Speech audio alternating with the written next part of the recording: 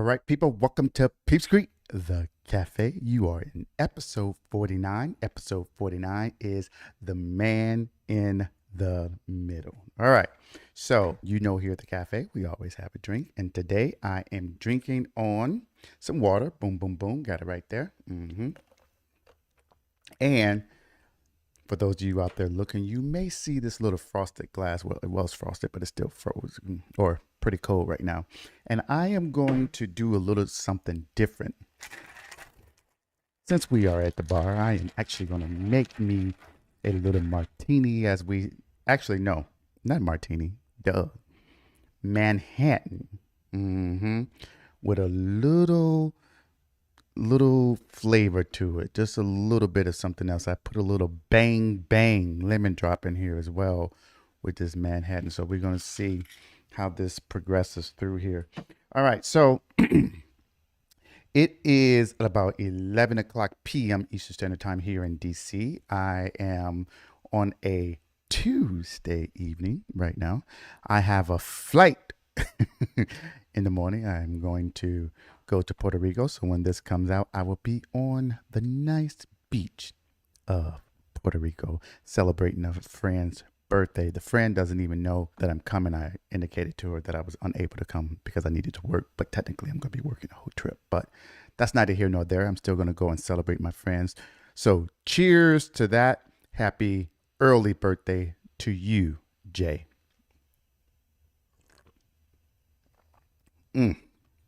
That's it. That is it. All right. So I was unsure as to whether or not I was going to record without giving you all too much detail. I had a kind of an annoying situation. Someone who I thought was look at that, nice little towel with martini glasses on here. Anyhow, an associate of mine kind of went berserk and basically just messed up my Tesla. I mean, quite frankly, just keyed it all up all around to the point that it is thousands and thousands of dollars to repair. So I am not with my Tesla right now. I'm not very happy about that. It has been repaired. And in place of that, I have this gas guzzler of a Camaro, which is kind of odd. But given that I'm going to be gone, I guess I can chalk it up as a blessing in the sense that I was able to do what I need to do to get the repairs done. But yeah, know who your friends are. Watch out for them. Even the people who you think are the closest sometimes become the enemy. And sometimes the people who are closest to you are the individuals who will incite you or attempt to incite you to do more things that you need to do, such as incite you to violence or incite you to anger or incite you to explode or blow up. And that's kind of what we're going to be talking about today. We are going back into time. We are going back into the time of Myspace. I don't know how many of you all actually remember Myspace, but I think it was Tom was everyone's friend, and you have the option to have like your top friends and blah blah blah on MySpace. I used it, but I couldn't get my backgrounds and everything together, like the color scheme with the lettering, and I didn't have a computer at home, so it was like, broken down when MySpace was the bomb. But we are traveling back to 2009 and maybe even a little before that, 2008. We are going down to the state of Florida. We are going outside of Tampa. I think the last case we were in, the last case that I spoke about last week was in Florida. That one was closer to Orlando. This case is closer to Tampa. And the name of the suburb, I'm going to try to pronounce it correctly. I think it's Pinellas Park. Okay, we are dealing with three main individuals.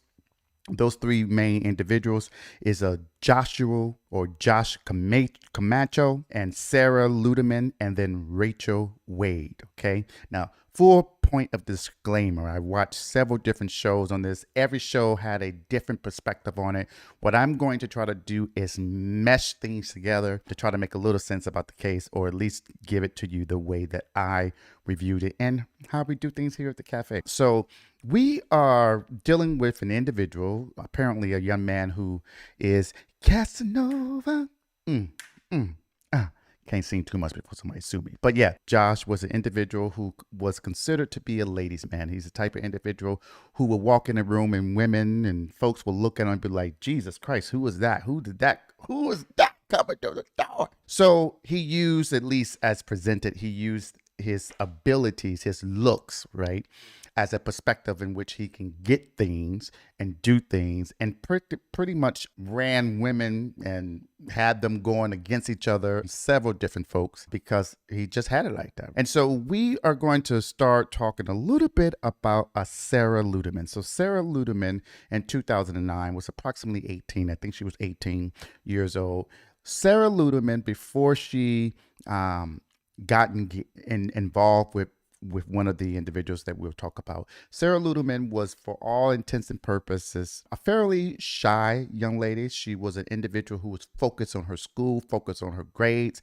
Some may categorize her as a nerd. I think you heard me last week talking about the fact that I was a nerd. Yes, I am a proud nerd. I was a nerd in middle school. I was a nerd in elementary. I'm pretty sure I was a nerd in high school, although I started opening up and blossoming a little more based upon my friends that, I had in marching band and things of that nature. But anyhow, she was considered a nerd possibly, and she also was considered a family girl in the sense that her weekends was perfectly fine simply sitting around reading or playing with her father, having jokes and conversations with her parents. So her and her parents had a great relationship. They hung out, for at least as presented. And she was just all around the quote unquote American girl. We are going to contrast that with another individual who is part of this three-way, I'm going to call it that. It is a Rachel Wade, okay, Wade. Rachel was the polar opposite of that, right? Rachel was an individual, I'm going to categorize her as a go-getter. She was an individual who is about her business, right?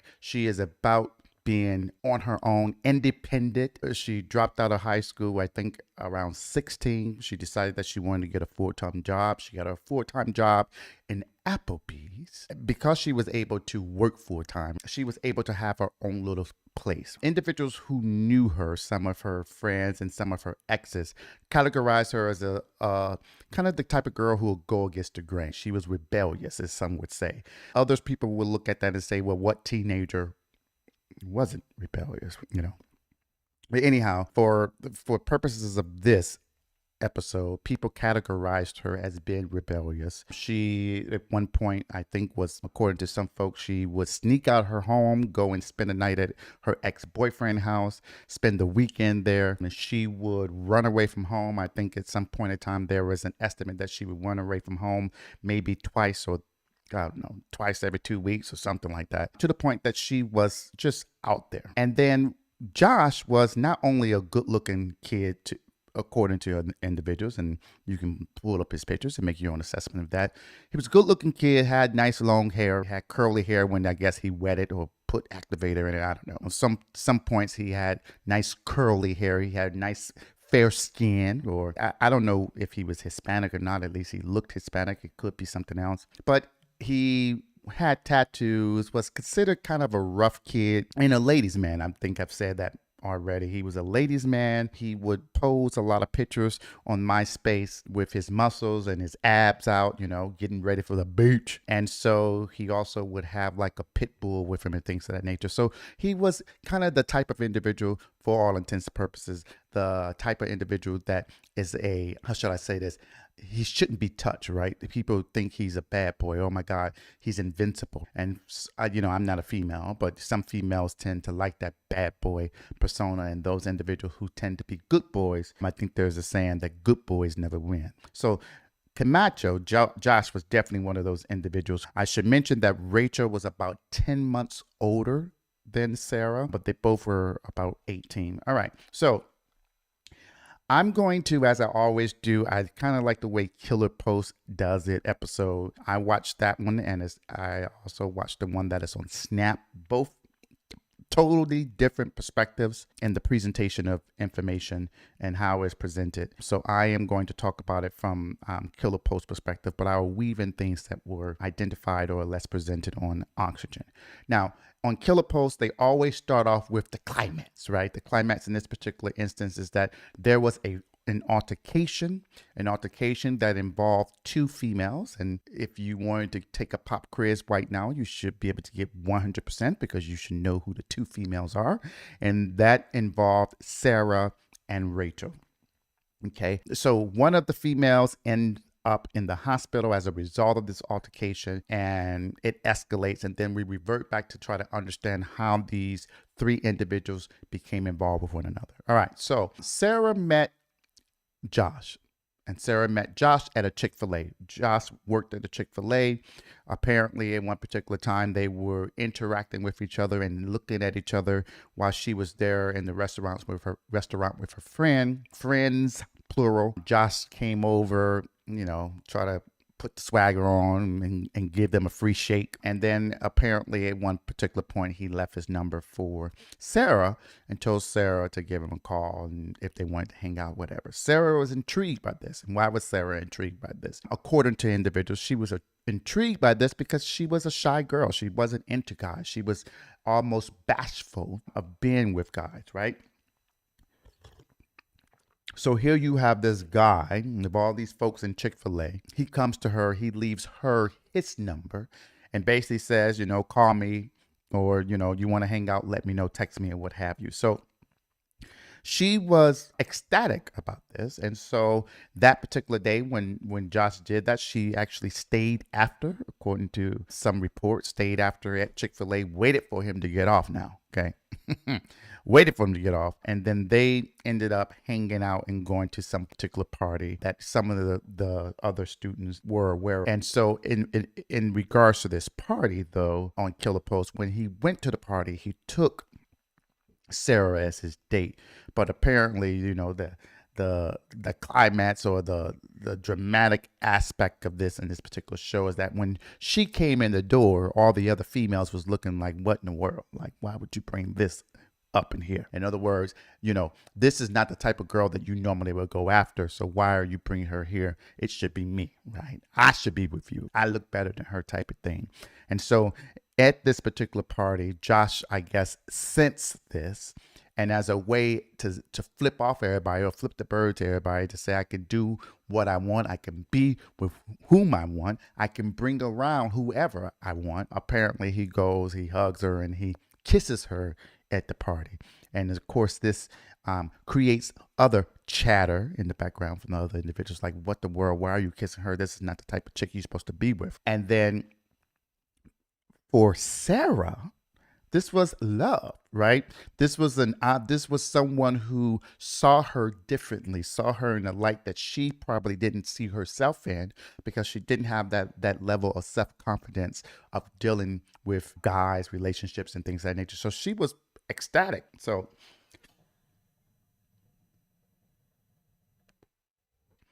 as that progressed, Josh essentially became Sarah's everything. He became her first love. He became her first lover, in the sense that she decided that she wanted to give her virginity to him, but she wanted to give herself to him to show that she was appreciative, not only the fact that he saw her differently, but he made her see herself differently. And in that regards, Sarah started dressing differently. She started behaving differently. She started to cut everything and everybody out except for Josh. And I think on one of these accounts at some point, she was so infatuated with Josh that she actually switched schools so that she could be closer to him. And so Sarah's parents didn't really like this. They didn't like the fact that Sarah wasn't the Sarah that they knew, the Sarah that they used to cuddle up with them and watch TV or talk about her day, or maybe play checkers or play some kind of card game with them. Instead, she wanted to go hang out with Josh and ride on a motorcycle and be out all types of night with Josh. And her parents felt a little annoyed by that. And quite frankly, as it was presented of both discussions of the case, both on Killer Post and on Snapped, the parents just didn't like her, didn't like Josh at all. There were several things about Josh that they felt were issues and should have been red flags for her being Sarah.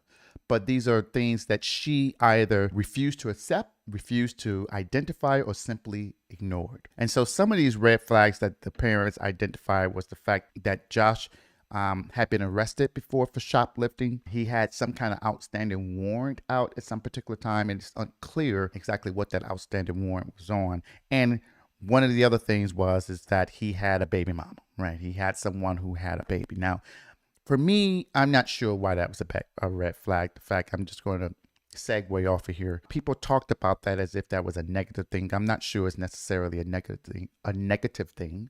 I'm not sure that it's indicative of a bad behavior, right?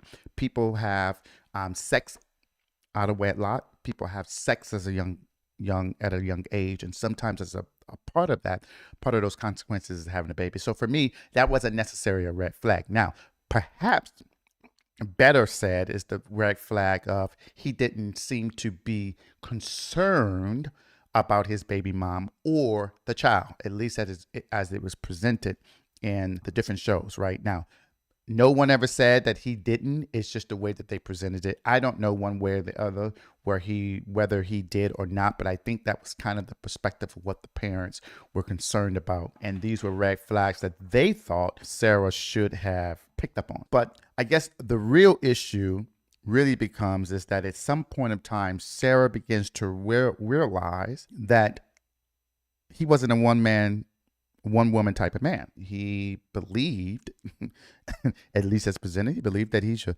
sow his royal oats. I don't know how much royal he was, but he did not believe that he needed to be boggled down or attached to one particular individual.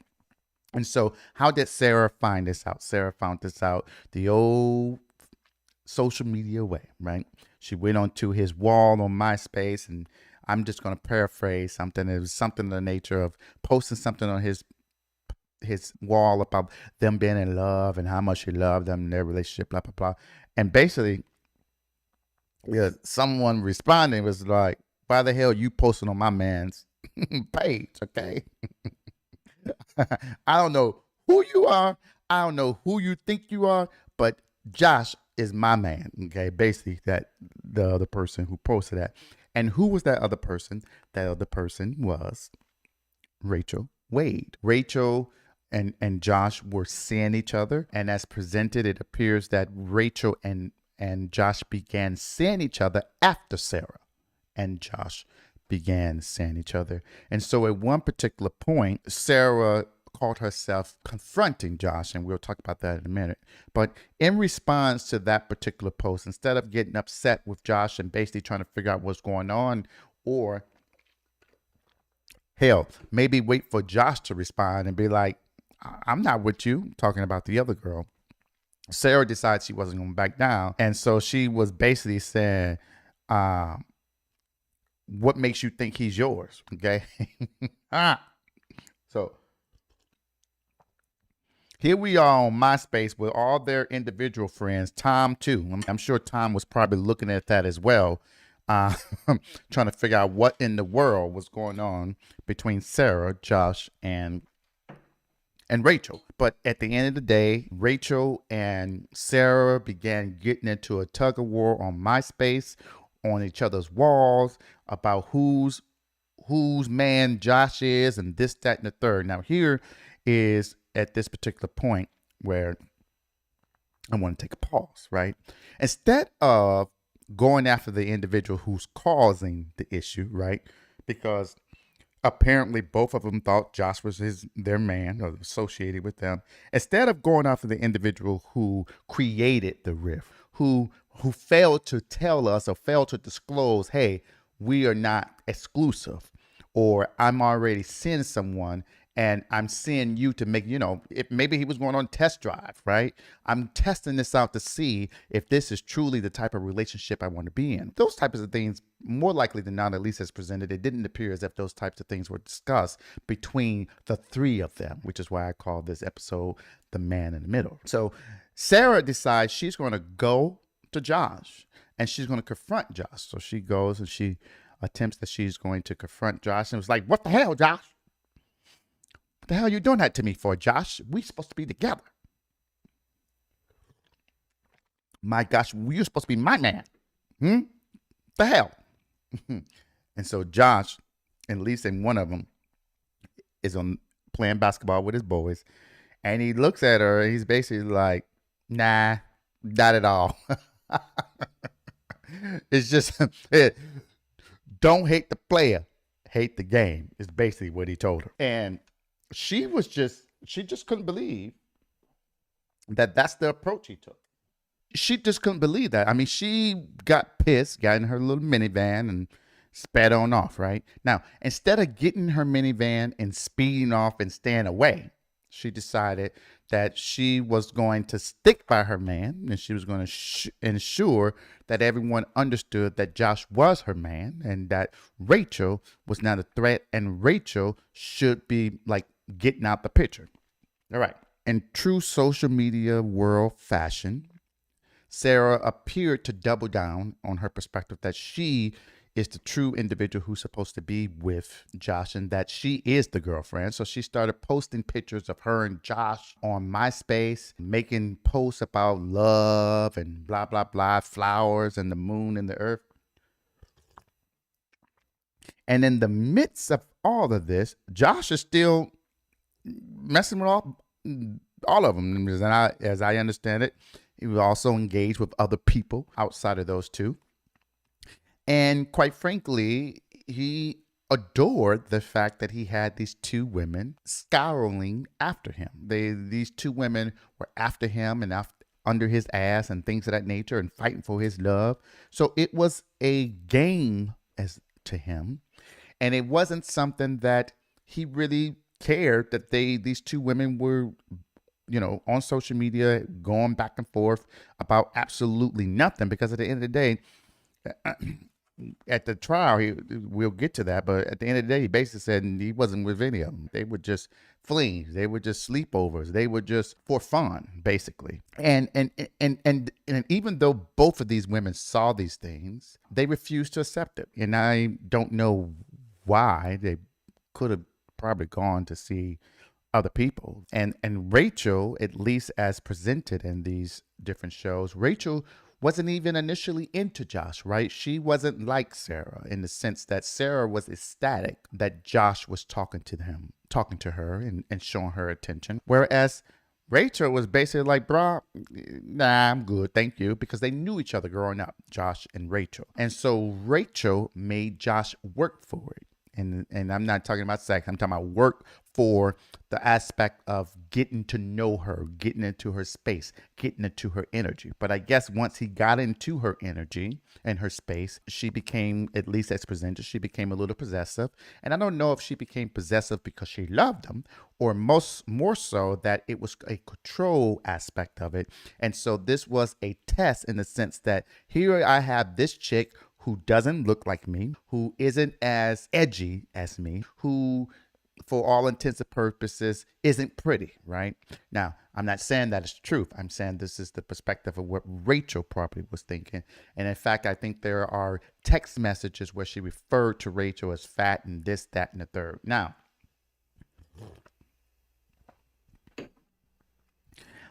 let's talk about bring it on home to kind of how this just all escalates. So then we can break this down a little further, because I don't want to keep you all that much longer, but I do want to finish this great martini that I keep calling it martini, this great Manhattan with a little fizz of lemon drop bang bang. Now, for those of you who don't know what lemon drop bang bang is, lemon drop bang bang is an energy drink that I use when I go to the gym. They sell it at the gym.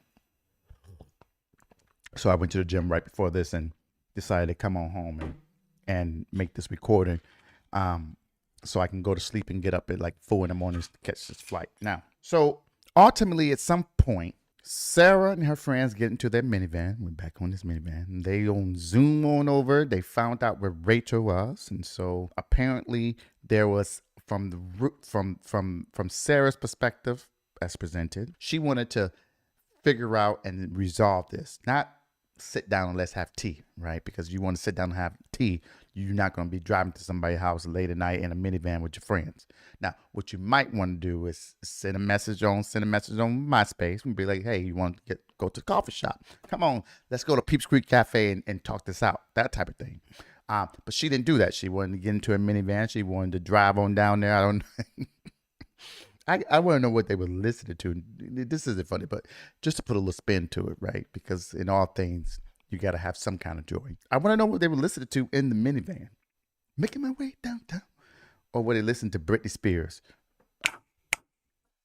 I don't know. I'm just want to kind of take that in perspective to see exactly what they were feeling. But putting that aside, okay, they get there and Sarah, Rachel get into an argument, and then it gets into fisticuffs. They are actually engaging with one another and fighting each other. And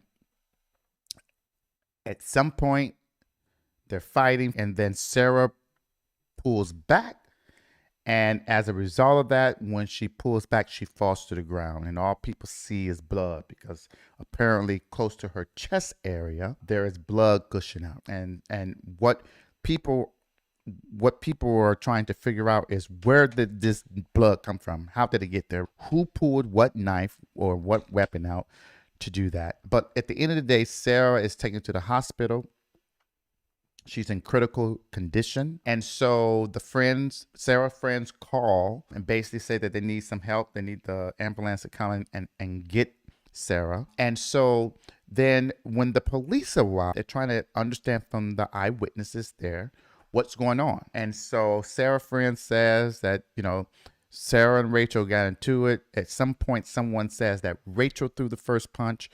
Other folks say it was Sarah who threw the first punch, but the reality is at that particular time, the police hadn't spoken with Rachel. So they eventually finds Rachel, and Rachel is cool as a cucumber.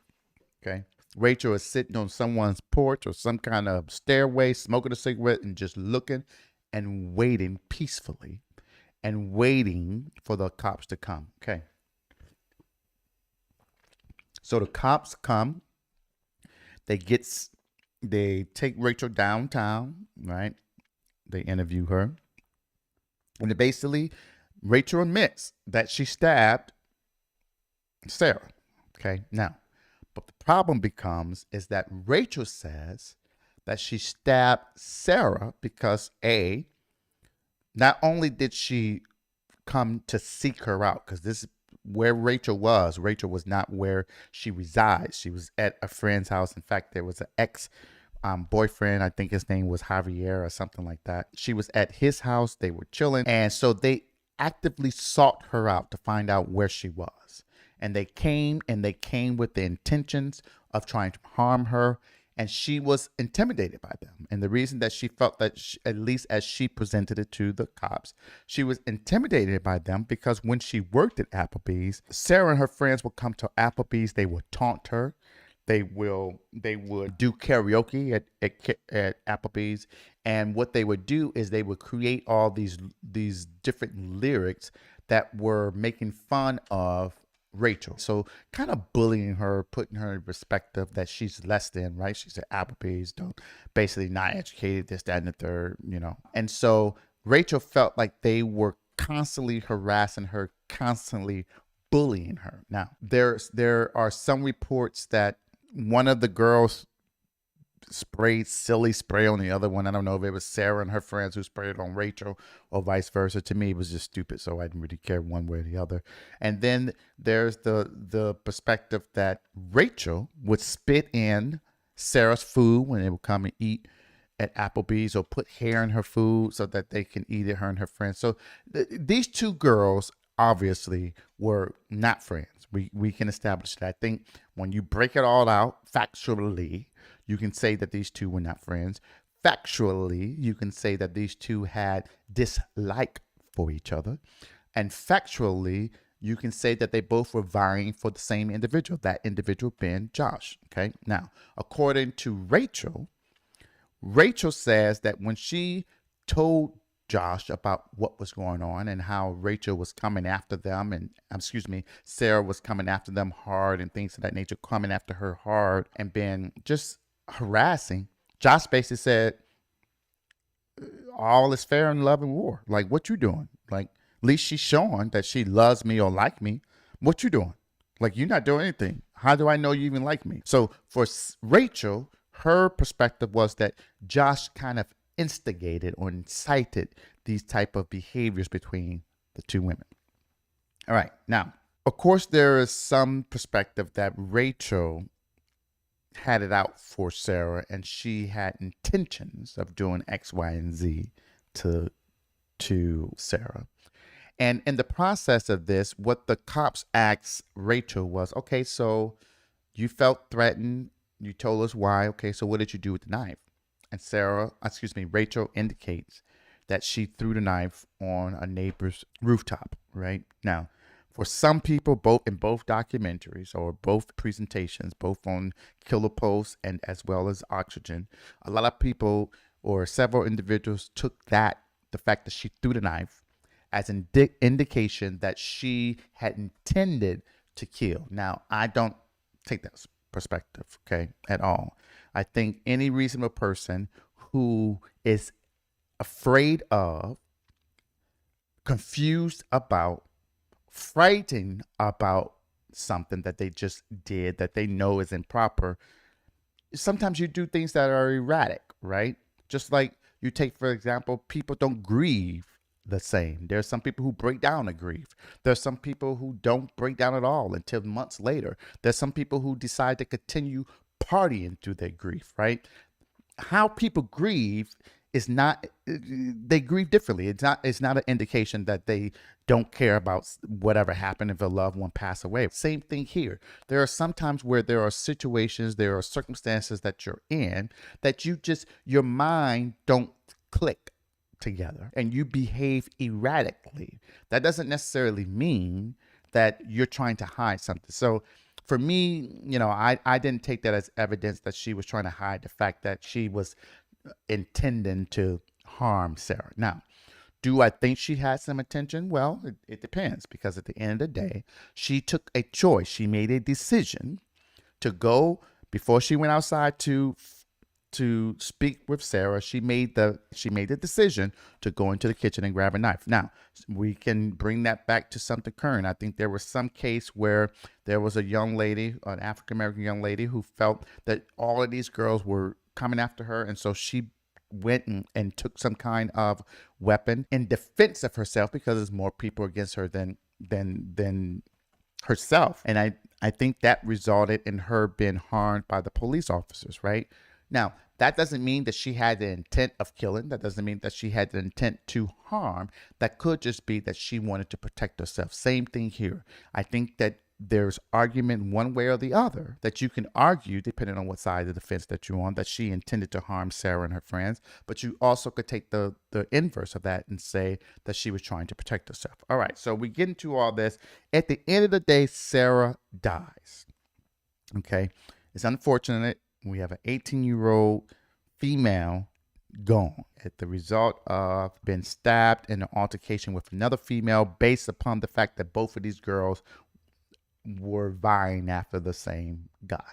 Okay. Now, in regards to Rachel's perspective, there is evidence that Sarah did in fact come out with the intent of fighting and jumping Rachel. Okay, I think Sarah's friends substantiated that, at least as presented in the two presentations or documentaries, however you want to identify them as.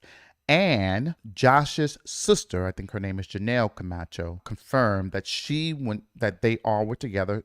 When I say they all, she, Sarah, as well as Josh were together at some particular point. They were all drinking, having a good time. Sarah was getting upset at the fact that Rachel was still in the picture, or maybe even sending messages. And so she got into the vehicle and intended to go and fight Rachel.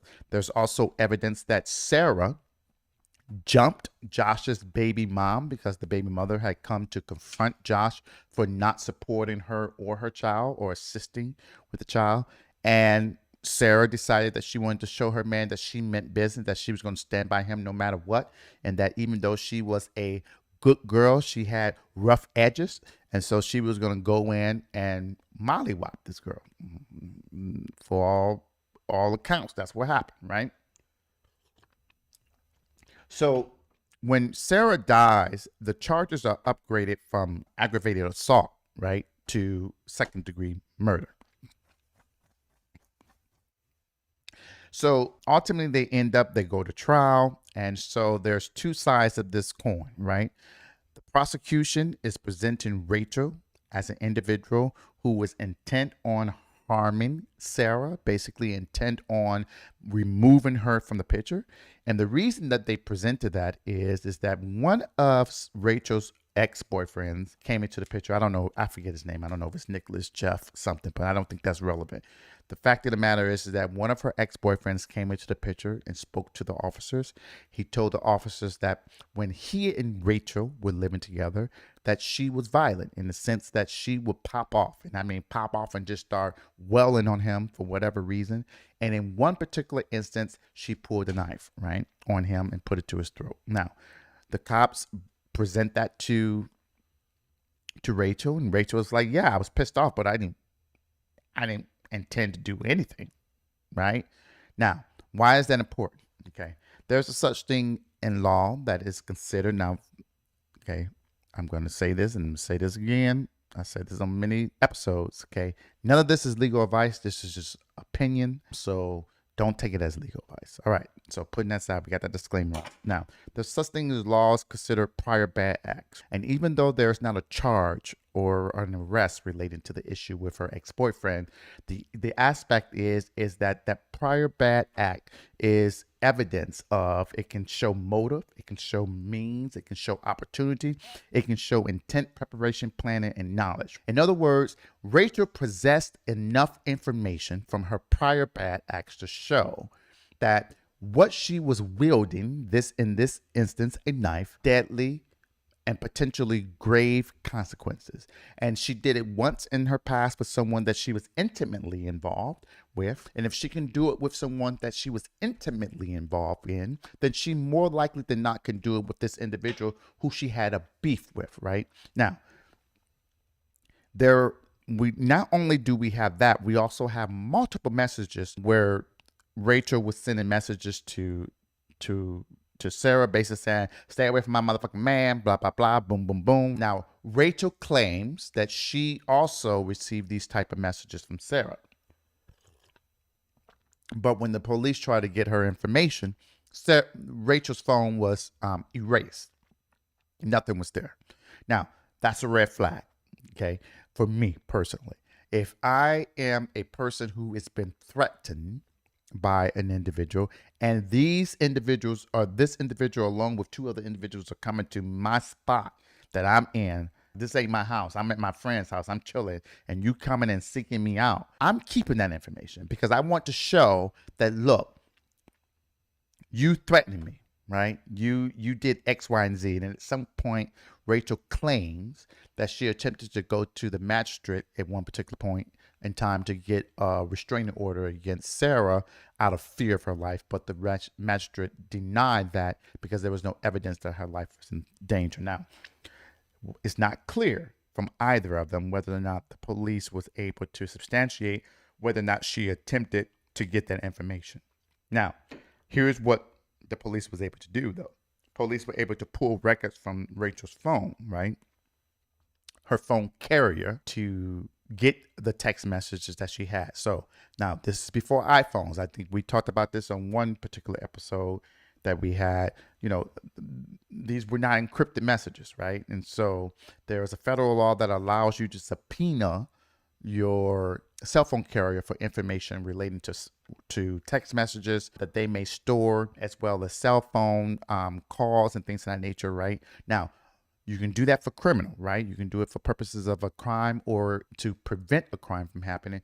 It's much harder and almost nearly impossible in some instance to do it from a civil action, okay? Civil is when you're suing someone. Criminal is when the state is coming after you. All right, now, the cops were able to pull that information from Rachel's phone to show that she was the one sending all the messages. And at some point, a friend of Sarah's was able to get the passcode to Sarah's voicemail, and they were able to retrieve voicemails from Rachel, where Rachel was basically like, bitch, stay away from my man, I'm coming after you. If you don't stay away from my man, I'm gonna fucking kill you, right? Now, they bring that to Rachel. They've been the police officers, and Rachel says, well, you know, I was just angry. I was just trying to scare her, blah, blah, blah. But she was doing the same thing to me. But again, there was no evidence from either Sarah's carrier or phone. They could not retrieve text messages because it was held by a third party and that required a code, and that code allegedly died with Sarah. But there was no evidence that there was threats from Sarah. It was more so that Rachel was doing threats. So when they went to trial, that's how the prosecution presented this case, that Rachel hated Sarah. Rachel wanted Sarah out the picture. Rachel wanted Josh to herself. And so it was just an unfortunate situation. There were witnesses called on both sides. The defense perspective was that this was self-defense. And in fact, they called Rachel to the stand, and Rachel testified. And she testified, and you couldn't help but get sympathy from her. She looked young, right? She sounded as if she was sincere in her perspective. But at the end of the day, they played the voicemail where she basically said, "I'm going to kill you." And then the prosecution asked her, you basically claim, the prosecution says, you basically claim that Sarah threatened you, but between you and Sarah, you're the only one who fulfilled your threat. Isn't that right?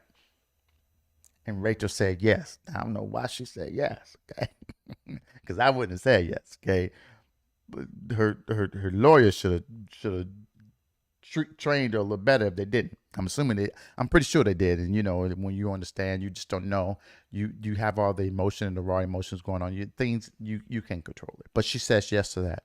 And at the end of the day, the jury goes back. I think they deliberate for maybe 3 hours. That's not really a good sign in a criminal case. In a criminal case, when they go back and they come back quick, 9 times out of 10 is against. And so Sarah's mom was asking for life for Rachel. The judge declined to do that. The judge gave her 27 years. So she is eligible for parole. I think in 2035, she'll be 45 years old. The parents filed a wrongful death suit against Rachel. I don't know what happened as a result of that, because Rachel ain't got no money. But typically when that happens, people are doing that for a point, to prove a point, to show that you are the cause of that. And when you come out, right, every penny you try to make, I'm going to try to pull and collect, whether that is getting a judgment so that they take it directly out of your account, that is going into IRS and making sure that any kind of refunds you get come to me. So,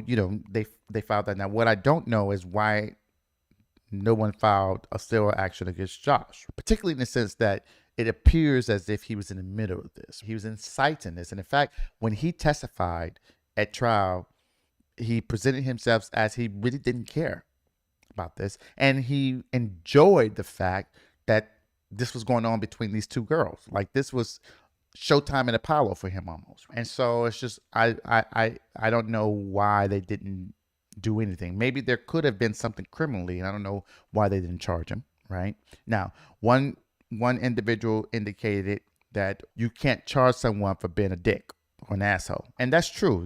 Typically there is no crime against being an asshole, but I'm sure there is something that you can do that, inciting violence, or particularly in the sense where there's the argument in the sense of, hey, maybe you should be doing a little more, because Sarah's out here fighting for me. She's beating up bitches for me. You're sitting right here chilling. Like, maybe you need to do a little more. And so could that be an argument of conspiracy? I don't know. It depends on the facts. It depends on the circumstances. But it seems as if maybe they could have pulled him in a little more. But yeah, so, we got one young lady whose life is missing. She's no longer here. Her parents can't see her. The only way that they can see her is looking at pictures, looking at maybe family home videos, and then visiting her gravesite if she's buried, or if her ashes are with her. That's what they have.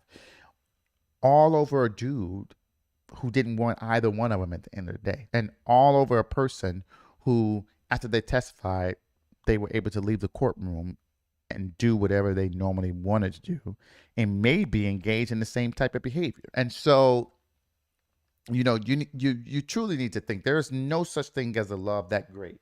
I just don't think so. Not in my household, not in my lifetime, not in my world. There's no love. Look at that. I said on this particular episode and got a little tipsy with this Manhattan, but I'm happy about that. This was a good episode. I enjoyed watching it. I got up at 5:30 a.m. to watch it and watch both presentations of it. I thought both of them did differently, both from a different perspective. But yeah, so that is the case. That is episode 49, the man in the middle. Okay, this goes for male and female. Okay, ain't no man worth it, ain't no female worth it. Okay, if you like both of them, ain't no female male worth it. Period. At the end of the day, you don't need to be getting into no altercations, fist fighting over some dude, fist fighting over some woman, fist fighting over a female. It's not worth it, right?